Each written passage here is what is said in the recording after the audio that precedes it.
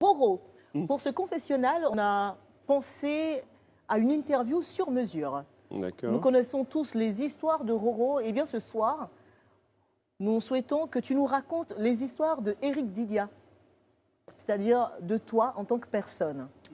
D'accord. Ok. Alors, parmi les nombreuses histoires de Roro, y a-t-il au moins une histoire vécue par Éric Didia? Ben, Kibibi est une histoire que j'ai vécue à 30%. Les 70% qui révèlent de mon imagination, mais j'ai vécu Kibibi à 30%. Alors, est-ce que tu pourrais nous faire un petit pitch de Kibibi pour ceux qui ne connaissent pas l'histoire? Oh là là. C'était en 1900 jadis. Oui. J'habitais à Lyon, Villeurbanne, et je la voyais tous les jours à la télévision. Elle était belle, elle était trop belle. Et j'avais peur de la rencontrer parce que je me disais que c'était la femme des autres, la femme des grands hommes, la femme des rois et des souverains.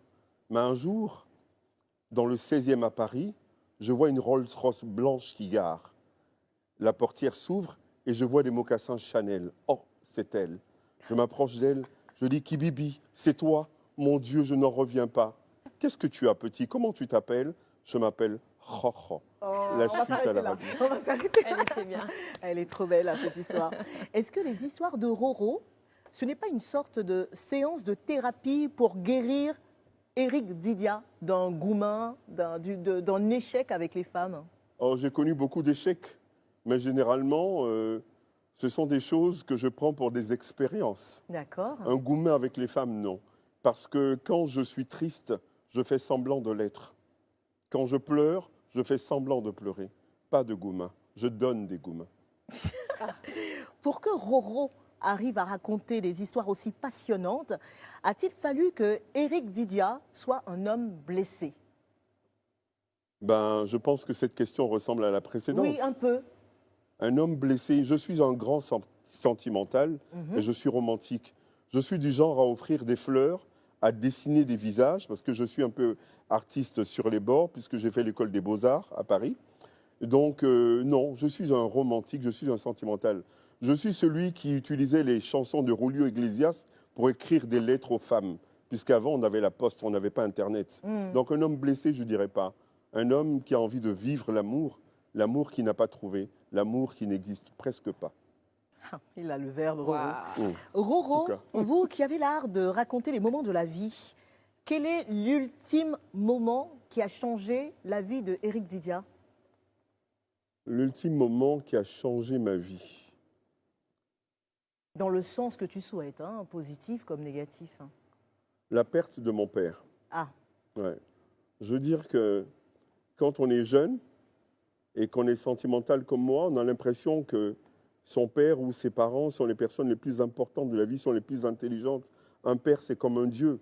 Et quelqu'un me disait un jour, tu sais quoi? Ton Dieu, c'est ton père. Prie-le et c'est lui qui prie Dieu à ta place. Et je pense que quand on perd un père, on perd beaucoup de soi. J'ai perdu beaucoup de moi, donc ça m'a fait réfléchir autrement. Lequel des personnages des histoires de Roro, Éric Didia, aurait-il voulu être? Vous savez, quand on calcule 180 multiplié par 10, parce que ça fait 10 ans que je raconte des histoires, ça va faire près de 1800 histoires, et ben, j'aurais voulu être, je ne dirais pas Balthazar Ikweba parce qu'il meurt à la fin, mais je ne sais pas. J'aurais voulu être Éric Didia. C'est-à-dire que j'aimerais raconter l'histoire de celui qui raconte des histoires. Wow. Voilà. Il a le verbe. Une histoire où je me retrouve en train de raconter une histoire. Mais il faut dire que dans Kibibi, je suis le personnage.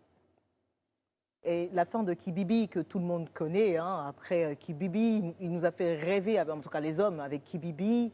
C'était vraiment une magnifique jeune dame qui se trouvait être... C'est pour ça qu'à chaque fois que je vois une belle dame, j'ai peur qu'elle soit une Kibibi. Et Kibibi, c'est pas une dame, c'est...